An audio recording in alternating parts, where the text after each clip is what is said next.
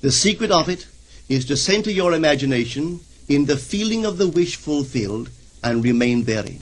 For in our capacity to live in the feeling of the wish fulfilled lies our capacity to live the more abundant life.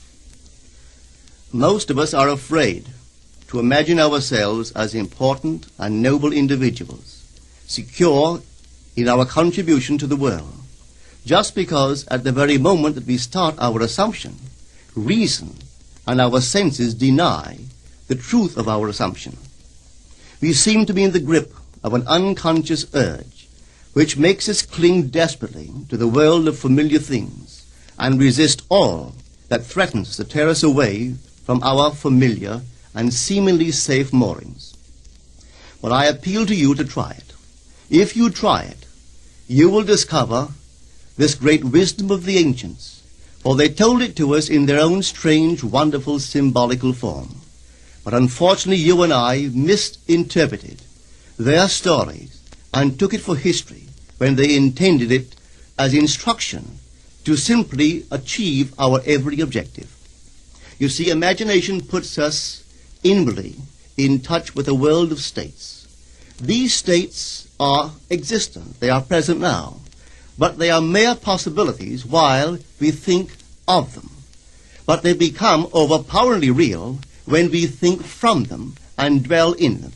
You know, there's a wide difference between thinking of what you want in this world and thinking from what you want. Let me tell you, when I first heard of this strange and wonderful power of the imagination, it was in 1933 in New York City. An old friend of mine taught it to me. He turned to the 14th of John, and this is what he read. In my Father's house are many mansions. If it were not so, I would have told you. I go to prepare a place for you. And if I go and prepare a place for you, I will come again and receive you unto myself, that where I am, there ye may be also. He explained to me that this central character of the Gospels was human imagination. That mansion was not a place in some heavenly house, but simply my desire. If I would make a living representation of the state desired, and then enter that state and abide in that state, I would realize it. At the time, I wanted to make a trip to the island of Barbados in the West Indies, but I had no money. He explained to me that if I would that night, as I slept in New York City, assume that I was sleeping in my earthly father's house in Barbados, and go sound asleep in that state, that I would realize my trip. Well, I took him at his word and tried it. For 1 month, night after night, as I fell asleep, I assumed I was sleeping in my father's home in Barbados. At the end of my month, an invitation from my family came, inviting me to spend the winter in Barbados. I sailed for Barbados the early part of December of that year. From then on, I knew I had found this Savior in myself. The old man told me that it would never fail. Even after it happened, I could hardly believe that it would not have happened anyway. That's how strange this whole thing is. On reflection, it happens so naturally. You begin to feel or to tell yourself, well, it would have happened anyway. And you quickly recover from this wonderful experience of yours. It never failed me if I would give the mood, the imagined mood, sensory vividness. I could tell you unnumbered case histories to show you how it works. But in essence, it's simple. You simply know what you want. When you know what you want, you're thinking of it. That is not enough. You must now begin to think from it. Well, how could I think from it? I am sitting here, and I desire to be elsewhere. How could I, while sitting here physically, put myself in imagination at a point in space removed from this room and make that real to me? Quite easily. My imagination puts me in touch inwardly with that state. I imagine that I am actually where I desire to be. Now, can I tell that I am there? There is only one way to prove that I am there.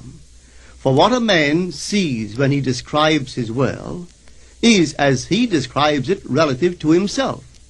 So what the world looks like depends entirely upon where I stand when I make my observation. So if, as I describe my world, it is related to that point in space I imagine that I am occupying, then I must be there.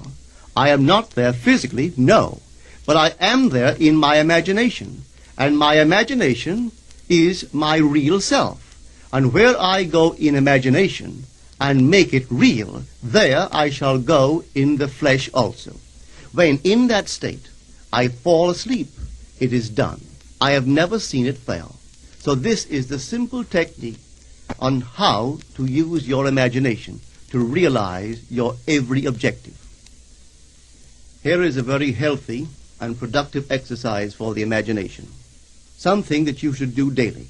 Daily relive the day as you wish you had lived it, revising the scenes to make them conform to your ideals. For instance, suppose the day's mail brought disappointing news.